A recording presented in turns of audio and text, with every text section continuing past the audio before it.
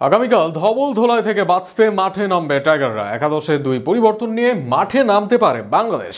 এদিকে ইতিমধ্যেই সিরিজ জিতে আত্মবিশ্বাসী আফগানিস্তান, তাই আগামীকালও জয় চায় তারা। অধিনায়ক হবার পর থেকে এক বছরে মাত্র এক জয় পাওয়া মেহেদী হাসান মিরাজের ভাগ্য পরিবর্তন হবে কি দেশে ফেরার আগে? সম্ভাব্য একাদশ ও ম্যাচ নিয়ে বিস্তারিত থাকছে প্রতিবেদনে।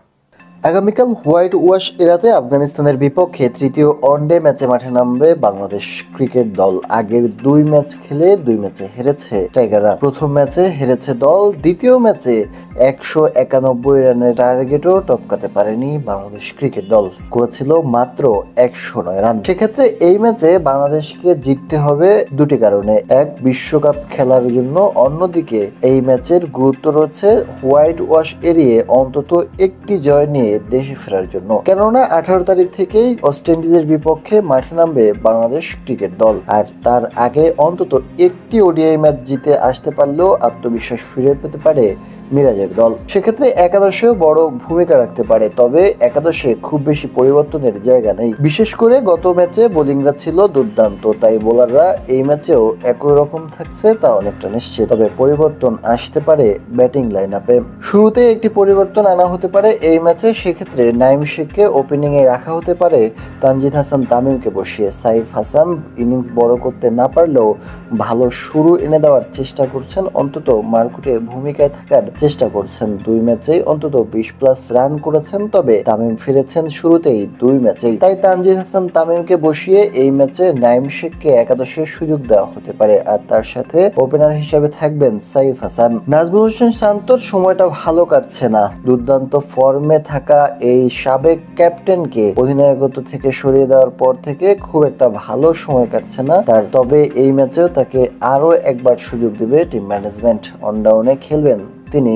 4 নম্বরে তাওহিদ হৃদয় খেলবেন। গত ম্যাচে ভালো করতে পারেননি, তার আগের ম্যাচে 50 হাঁকিয়েছেন। গত ম্যাচেও রানের দেখা পাচ্ছিলেন, নিজেই দৃষ্টিকটু এক শটে আউট হয়ে ফিরেছেন। তাই এই ম্যাচে আবারও তিনি থাকছেন এই স্থানে, তা নিশ্চিত। আর তারপরেই 5 নম্বরে খেলবেন ক্যাপ্টেন মেহেদী হাসান মিরাজ। তিনিও গত ম্যাচে দৃষ্টিকটুভাবে আউট হয়েছেন। আগের ম্যাচে তার ইনিংস বড় করতে পারলেও তা দলের জয়ে খুব বেশি ভূমিকা রাখতে পারেনি। এদিকে 6 নম্বরে এবং 7 নম্বরে আছেন জাকের আলী অনিক এবং নুরুল হাসান সোহান। দুজনই বাজে ফর্মে রয়েছেন ওডিআইতে। টি-20তে নুরুল হাসান সোহান রানে থাকলেও ওডিআইতে রানের দেখা পাননি দুই ম্যাচের এক ম্যাচেই। তাছাড়া গত ম্যাচে দায়িত্বশীল ব্যাটিং করার পরিবর্তে দায়িত্বহীনভাবে আউট হয়েছেন তিনি। এদিকে জাকের আলী অনিক কিছুটা রান পাচ্ছেন অন্তত নুরুল হাসান সোহানের চেয়ে। তাই আগামী ম্যাচে জাকের আলী অনিকের হাতেই উঠতে পারে গ্লাভস, আর বসিয়ে দেওয়া হতে পারে নুরুল হাসান সোহানকে। সেক্ষেত্রে নুরুল হাসান সোহানের জায়গায় শামীম হোসেন পাটোয়ারিকে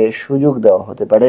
এদিকে বাংলাদেশের বোলিং লাইন আপে পরিবর্তন হওয়ার খুব একটা সুযোগ নেই। তানজিম হাসান সাকিবকে আরো একবার একাদশে দেখা যাবে, মুস্তাফিজুর রহমানকেও একাদশে দেখা যেতে পারে। তাছাড়া 3 স্পিনার নিয়েই খেলতে নামবে বাংলাদেশ দল। মেহেদী হাসান মিরাজের সাথে রিশাদ হোসেন এবং তানভীর ইসলাম দুজনকেই একাদশে দেখা যেতে পারে।